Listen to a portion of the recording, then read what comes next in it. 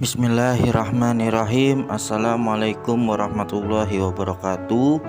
Anak hebat kelas 6 yang Bapak sayangi, pada kesempatan kali ini Bapak akan mengulas sedikit pembelajaran kita pada pelajaran 1, 2, dan 3. Karena waktunya terbatas dalam video ini, Bapak akan memberikan poin per poinnya saja. Namun sebelum kita masuk dalam pengulasan pembelajaran 1, 2, dan 3, dan nanti kita akan masuk dalam pelajaran keempat, kita berdoa terlebih dahulu. Semoga kalian selalu sehat dan selalu mensyukuri nikmat Allah Subhanahu wa ta'ala. Bismillahirrahmanirrahim. Allahumma sholli ala Sayyidina Muhammad wa ala alihi wa sahbihi wa sallim. Rabbi zidni ilman warzuqni fahman. Amin amin ya rabbal alamin. Baik anak hebat kelas 6 yang Bapak sayangi, pelajaran pertama kita mempelajari tentang indahnya saling menghormati. Kita hidup di negara kesatuan Republik Indonesia.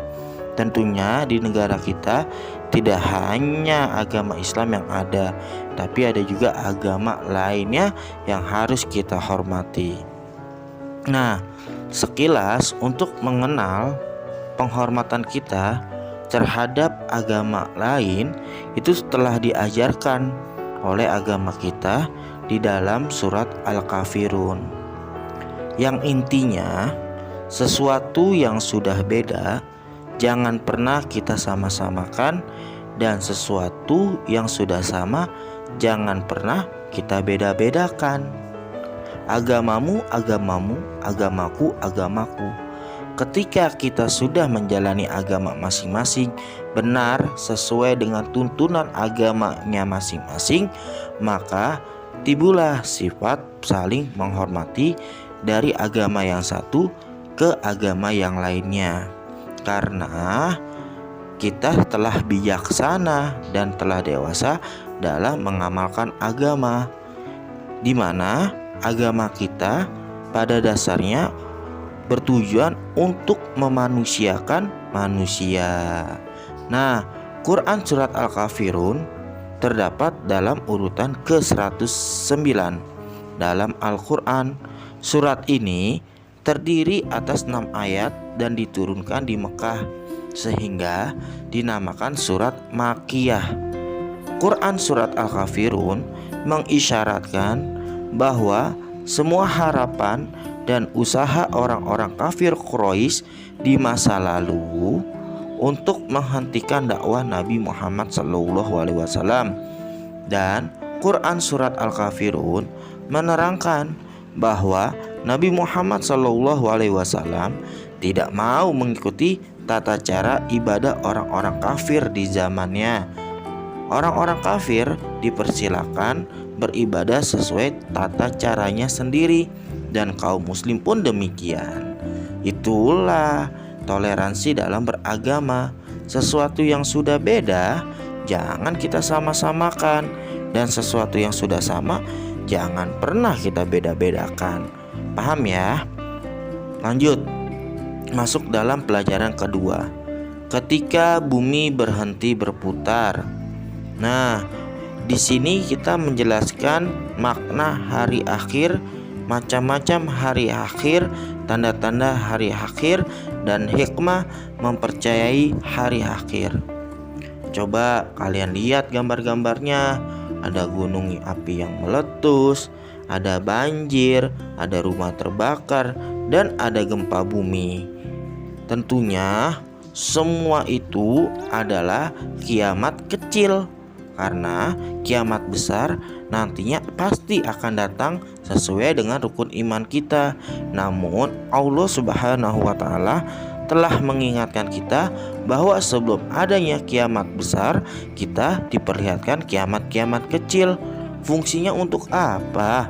Fungsinya untuk kita terus menjalankan keyakinan kita dengan ilmu dan terus mempelajari ilmu agama sehingga kita beribadah dekat kepada Tuhan sesuai dengan ajaran agama kita yang dibenarkan. Baik anak hebat kelas 6 yang sangat Bapak sayangi, cermatilah bacaan berikut. Ketika gunung memuntahkan awan panas. Sepertinya ini terlalu panjang ya, karena waktu kita terbatas. Jadi kita langsung saja ke makna hari akhir. Hari kiamat adalah peristiwa hancurnya alam semesta beserta isinya. Alam semesta hancur luluh dan semua makhluk di dalamnya mati. Hari kiamat ditandai dengan bunyi trompet sangkakala yang ditiup oleh malaikat Israfil alaihissalam atas perintah dari Allah Subhanahu wa taala. Hari kiamat tidak diketahui kapan terjadi, hanya Allah Subhanahu wa taala yang mengetahui kapan peristiwa hari kiamat itu terjadi. Namun kita harus mempercayai bahwa hari kiamat akan datang. Percaya kepada hari kiamat adalah rukun iman yang kelima. Baik anak hebat, pada hari kiamat seluruh manusia meninggal dunia. Tidak ada satupun makhluk di dunia ini yang hidup. Manusia akan dibangkitkan kembali untuk kemudian dikumpulkan di padang mahsyar. Di padang mahsyar seluruh manusia akan dimintai pertanggungjawaban atas amal perbuatan selama hidup di dunia. Jadi oleh karena itu kita selalu manfaatkan waktu ini untuk bersyukur, beribadah kepada Allah dan menuntut ilmu agama ya anak hebat ya. Nah sekarang macam-macam hari kiamat. Hari kiamat terbagi dua, ada kiamat sugro dan ada kiamat kubro. Kiamat sugro seperti yang tadi Bapak jelaskan, ada banjir, ada kematian, ada longsor, ada gunung meletus. Nah itu kiamat yang dirasakan oleh hanya beberapa orang.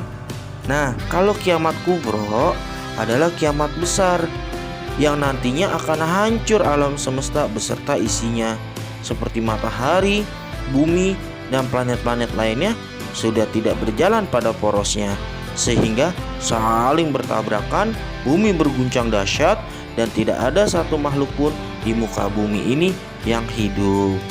Nasallallahu alaihi. Oke, jadi kita harus belajar agama ya, agar kita tahu bagaimana sih cara beribadah yang benar. Nah, sekarang tanda-tanda hari kiamat. Kita sudah alami nih tanda-tanda hari kiamat saat ini. Kenapa? Banyak ulama-ulama yang cerdas, ulama-ulama yang alim, ulama-ulama yang benar-benar ulama yang telah wafat meninggalkan kita. Kalau ulama-ulama tersebut yang tadi Bapak sebutkan telah meninggalkan kita, kita mau belajar sama siapa lagi? Kalau sudah tidak bisa belajar agama, apa yang bisa kita harapkan dalam kehidupan dunia ini? Yang kedua, ilmu agama udah nggak dianggap penting lagi. Lebih penting goyang TikTok, lebih penting liatin artis, lebih penting itulah hancurnya agama kita dan hancurnya nantinya menjelang hari kiamat. Yang ketiga, maksiat makin terang-terangan dan kejahatan di muka bumi makin merajalela. Yang keempat, banyak laki-laki yang perilakunya seperti perempuan banci atau sebaliknya. Dan yang kelima, banyak peperangan dan kerusuhan di muka bumi ini. Yang keenam, ini yang bahaya, minuman keras dan barang terlarang seperti narkoba bebas beredar sehingga menimbulkan tindak kriminalitas yang merajalela. Yang ketujuh, munculnya orang-orang yang mengaku sebagai nabi dan rasul. Ada di berita tukang cukur mengaku sebagai nabi. Masa iya nabi tukang cukur? Nggak masuk akal kan? Nah, yang ke selanjutnya, hikmah mempercayai hari kiamat. Hikmah dari mempercayai hari kiamat apa sih? Pertama, kita bertambah yakin dengan kebenaran dan kekuasaan Allah Subhanahu wa taala. Yang kedua, kita bertambah semangat mengerjakan amal kebaikan. Yang ketiga, kita menghindari perbuatan yang dilarang Allah. Yang keempat, kita selalu bersikap jujur. Yang kelima, selalu waspada, menjaga lingkungan kita. rumah, dan sekolah. Yang keenam, tidak menunda-nunda amal kebaikan. Seperti kalian, jangan pernah menunda sholat 5 waktu dan mengerjakan PR dari Bapak Guru. Baik, anak hebat kelas 6, sepertinya videonya tidak cukup nih. Jadi kita sudahi dulu, nanti kita lanjut di video selanjutnya. Indahnya nama-nama Allah Subhanahu wa Ta'ala dan pengertian dari zakat ya. Nah, ini 2 materi saja dulu karena sudah 10 menit. Jadi waktunya tidak cukup. Dan tugas kalian adalah merangkum dari penjelasan Bapak, bukan dari buku ya. Kalian ambil penjelasan Bapak yang inti-intinya. Nanti kalian kirim, kalian tulis dulu, terus kalian foto, terus kalian kirim ke WhatsApp pribadi Bapak. Terima kasih atas perhatiannya. Kita doa. Bismillahirrahmanirrahim. Subhanakallahumma wa bihamdika asyhadu alla ilaha illa anta astaghfiruka wa atubu ilaik. Wa sallallahu ala sayyidina Muhammadin wa ala alihi wasallam. Walhamdulillahi rabbil alamin. Jaga kesehatan kalian, jangan lupa pakai masker. Walafu minkum. Wassalamualaikum warahmatullahi wabarakatuh.